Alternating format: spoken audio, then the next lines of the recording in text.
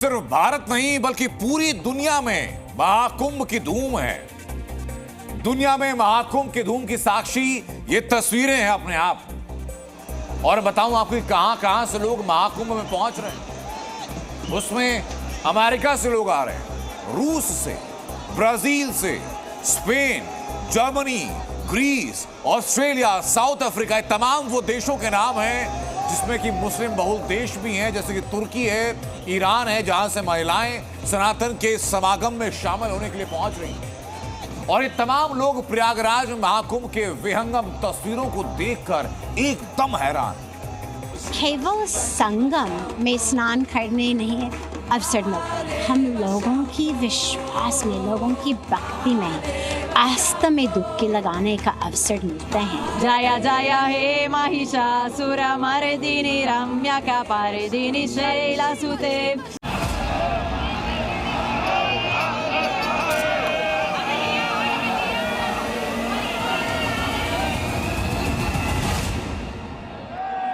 वसुदैव कुटुंबकम यानी पूरी धरती एक परिवार है और इस ध्येय वाक्य को चरितार्थ कर रहा है प्रयागराज का महाकुंभ मेला।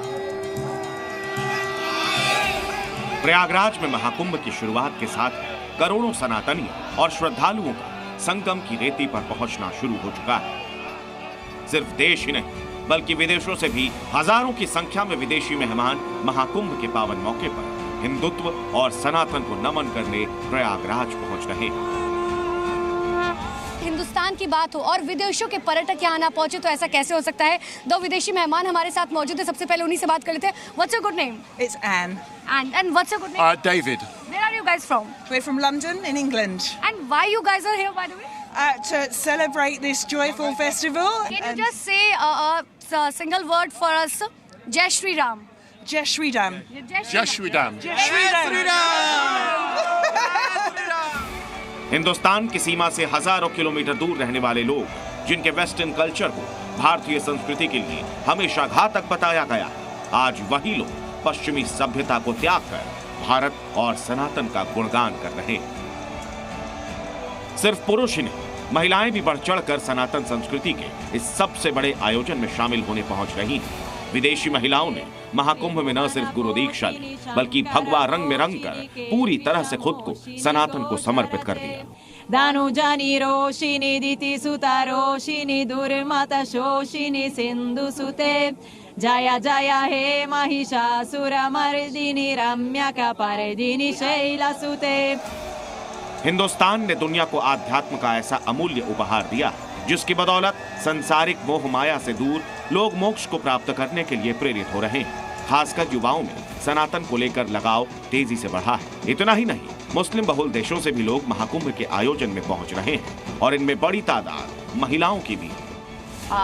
My journey into yoga has started many years ago, almost 20 years ago. But you see, back then social media weren't that much, so I wasn't able to hear about Mahakumbh. So this time is my first time. The amount of people that are here today are 5 times the country I come from. So it's like an immense amount of people being here. Mahakumbh की दिव्यता ने दुनिया के पढ़े लिखे बौद्धिक वर्ग को भी अपनी तरफ आकर्षित किया। अमेरिका की विश्व प्रसिद्ध स्टैनफोर्ड यूनिवर्सिटी से महाकुंभ पहुंची स्कॉलर ने न सिर्फ सनातन को प्रेरणा मानते हुए साध्वी का चोला धारण किया है बल्कि महाकुंभ की भव्यता को देखकर वो गदगद। प्रधानमंत्री जी उनकी आदेश से, उनकी दृष्टि से, उनका कमिटमेंट से और हमारे ऑनरेबल श्री योगी जी, इन दोनों की भक्ति की शक्ति से जो व्यवस्था यहाँ पे है कोई सोच नहीं सकते हैं। महाकुंभ में पहुंचे इन विदेशी अघोरी से मिले, नाम बताया भस्मीना। हिंदी और अंग्रेजी दोनों में हाथ तंग है, लेकिन सनातन और आध्यात्म दिल में पूरी तरह रच बस चुका है। अभी तो महाकुंभ का शुभारंभ हुआ है तो सनातन के इस महामेले में श्रद्धालुओं का सैलाब उमड़ रहा है। अभी तो ये सिलसिला 1.5 महीने तक चलेगा।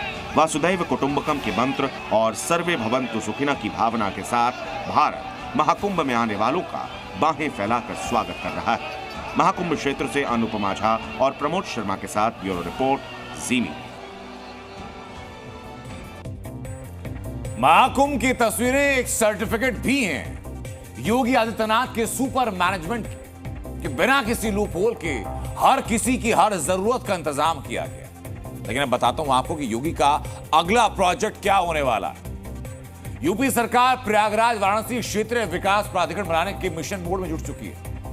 योगी सरकार का प्रोजेक्ट है एक नया धार्मिक क्षेत्र बनाने का, और इस प्रोजेक्ट में प्रयागराज और वाराणसी समेत कुल 7 जिले शामिल होंगे।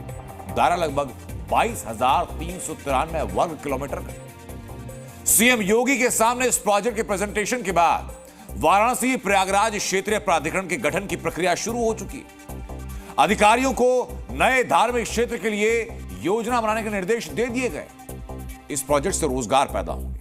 ये नया धार्मिक क्षेत्र हर तकनीक से, हर अत्याधुनिक तकनीक से लैस होगा। इसमें इंडस्ट्रियल एरिया से लेकर के नॉलेज पार्क सब बनेगा। यानी योगी ग्रोथ हब बनाने जा रहे हैं। प्रस्ताव में प्रयागराज, भदोही, मिर्जापुर, वाराणसी, चंदौली, गाजीपुर और जौनपुर जिलों को शामिल किया गया है। ये पूरा जो प्रोजेक्ट है ये नीति आयोग की सलाह पर तैयार किया जा रहा है। नीति आयोग ने उत्तर प्रदेश में कई रीजनल कॉरिडोर बनाने की सलाह दी और प्रयागराज वाराणसी क्षेत्रीय विकास प्राधिकरण के पहले योगी सरकार यूपी में कई धार्मिक कॉरिडोर प्रोजेक्ट को पूरा कर चुकी है। दिसंबर 2024 में 331 करोड़ रुपए की लागत से विंध्य कॉरिडोर का निर्माण पूरा हुआ।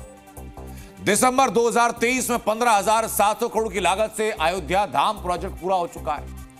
नवंबर 2023 में 262 करोड़ की लागत से बांके बिहारी मंदिर का स्पेशल कॉरिडोर का काम शुरू हो चुका है।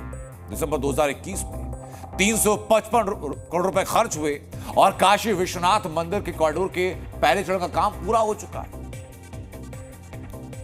यह है वो पूरा ट्रैक रिकॉर्ड जो योगी आदित्यनाथ अपने इस कार्यकाल में पूरा कर चुके हैं और एक नई आधारशिला रखने आगे जा रहे हैं। जी न्यूज़।